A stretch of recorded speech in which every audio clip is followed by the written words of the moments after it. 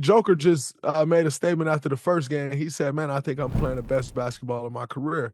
He said, "But if I don't get it, good for him. He's amazing."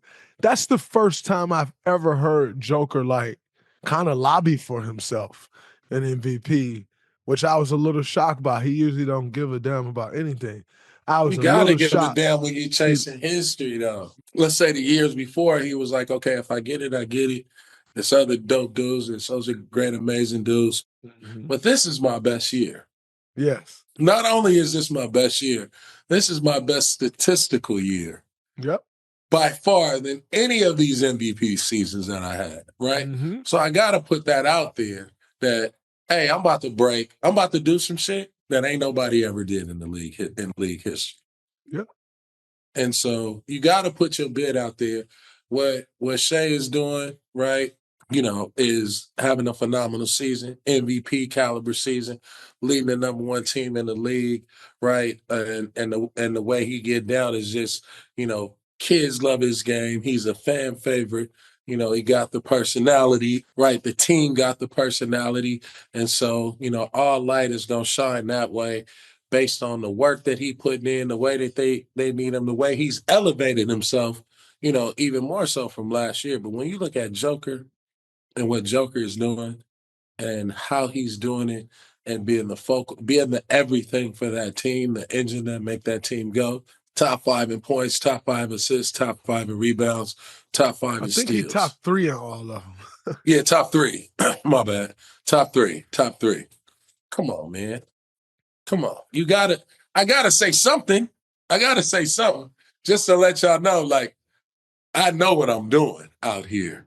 And I'm feeling it too. So I think that's why he put that out there like that. Just to let people know, like, yeah, I do know I'm killing this year. So I take note of respect that. it. I respect it. I'm happy. I love when guys talk their shit, so I'm happy he says something. I think the only thing I would say is, as deserving as he is with that stat line, what he's up against is people become accustomed to greatness.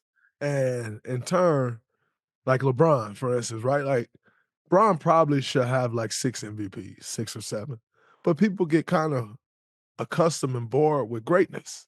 Right. And so that's one of the things he's up against. If Joker was having this year, statistically and all of that, if he was having this year and had never won MVP, he'd undoubtedly be MVP. Right. But because people have grown accustomed to him averaging those types of numbers, you kind of get a bump down from that. Now, in saying that, when you look at who's won MVP over the years, I think it's also very hard to deny Shea.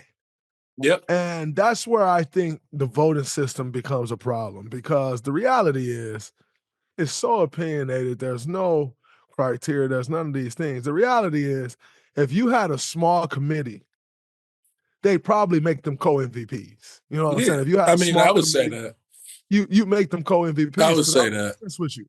Both guys are deserving. And like They I are said, very deserving. now, here's the problem that Shea's up against, though.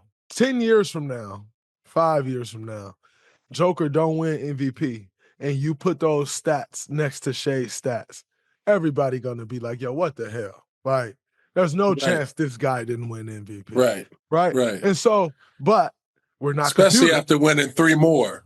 Or Absolutely. having three. For sure. But we're not computers. And we watch the games and we know the records and we know, right? Mm-hmm. As human beings, you take into, these guys take into account that they get tired of seeing the same greatness and they try to do other things and try to be crafty with the votes. And so you got all of that going.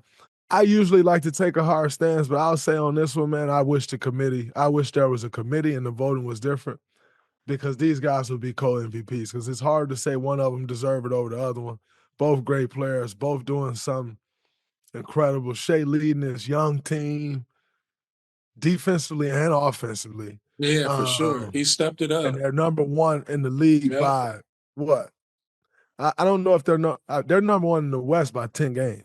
Yeah. In the By like league, they're right 18 there with the games. Cavs. I think the Cavs may be leading, but Yeah. man, it's 60 tough. win team right there. Yeah, it's tough, man. These guys, It's a both of tough those one. guys playing great. They're So very deserving. I mean, they both very deserving of it.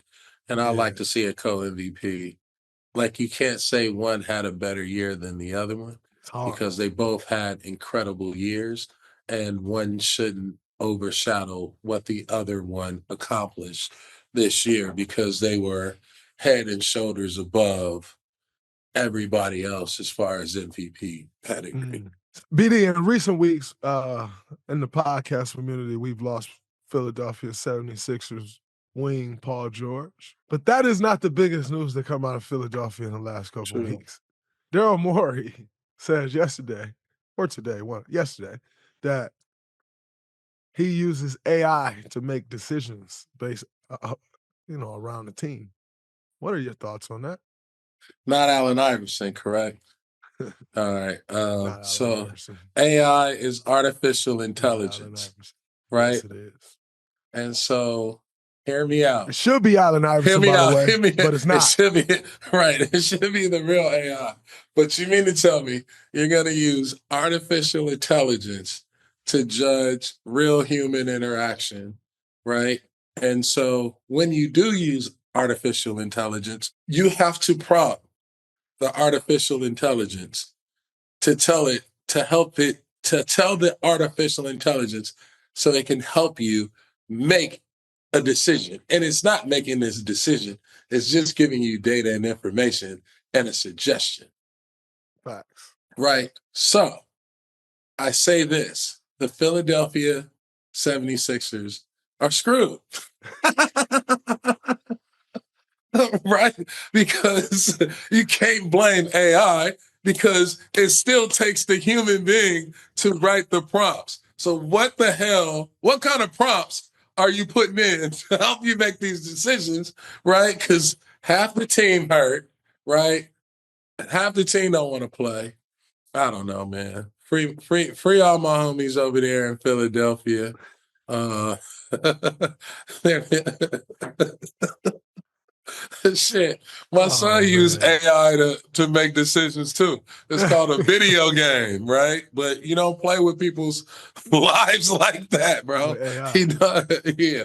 You know, I can see AI telling you like, "Oh, cat shoots 57 on catch and releases," but come on, yo. But All right, not man. that should be But your no, starting center in man, order to you need make to this be team work, huh? consulting with AI for real, the real AI, bro. Oh The my real gosh. AI. Listen, here's what I'll say on that before we get out of here. Daryl Morey, you see analytics being a huge part of the NBA, and I think people went too far left with the analytics and they've started to pull it back and Mhm. understand that, Human yeah, the analytics intelligence. gonna say, and they've learned how to use the analytics. Mhm. Daryl Morey was at the forefront of that analytics push in the NBA. Mhm. And I think in large part due to Daryl Morey, he never played basketball. No. So you use analytics to help you process and validate your opinions on basketball. And talent. Yes. In turn, that created a path for guys like Daryl Morey in the NBA that ain't never really played basketball, but knows numbers Yeah. and can apply those numbers to real life basketball. It's no surprise that he's at the forefront of using AI. What I will caution you of, he never won. So there's that. Yeah. And that's my thoughts on Daryl Morey using AI. Hire Allen Iverson, the real AI.